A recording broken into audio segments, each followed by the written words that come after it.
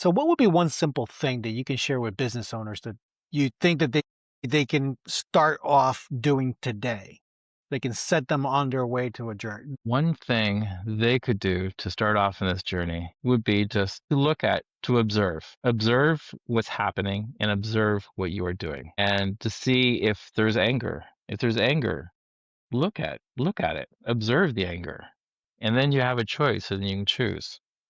And when you choose, then you can choose the anger or you can choose something else. But that's where you're going to get the power from, is in the observation. So observe everything. Observe yourself in the meeting. Am I stressed? Am I like jittery? Then if you are, then relax, calm yourself down and really ground yourself.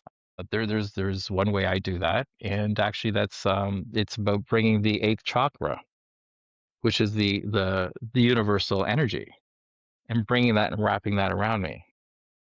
Now, if you're in the middle of a business meeting, it may look a little weird to do, but before a business meeting would be a great place just to maybe even just close your eyes and just connect with yourself and to notice yourself, not notice the thoughts of the future, but just notice the present self sitting there in a chair, just you and yourself, nothing else, no other thought, just be with that and allow yourself to go into that.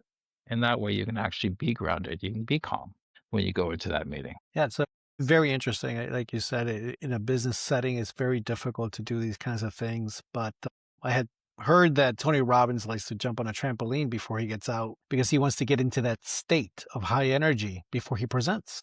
Yeah. So sometimes we might do that behind closed doors to jump a little bit, get that energy going. One thing that I did adopt that I think has helped me a lot over the years is that I stopped asking for me to be a great presenter or for me to be a great XYZ, whatever it is, but instead of help me or allow me to be able to help others in some way, shape, or form. That's awesome. So, and I felt better because now I'm thinking it's not about me. It's about what I can do for others. And I started to feel better. Yeah. And there's another thing I do too. This is for relationships, but you could use it for anything. It's if something is not for you, it's not for you. So why worry about it? If you're in a relationship and it's ending, well, whatever.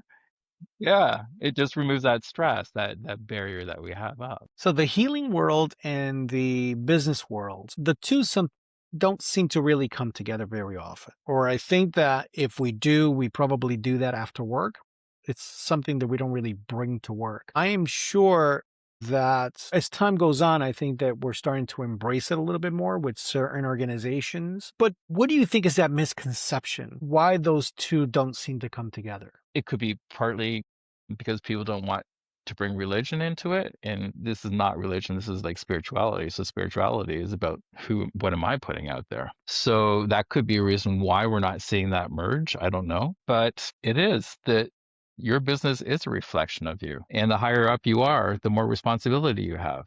The more responsibility you have, the more the corporation is affected by you and everyone underneath it. And even just with managers as well, the energy they're putting out is creating. You could be at the exact same company, two different managers. One group's doing amazing, and the other group just hate going to work every single day.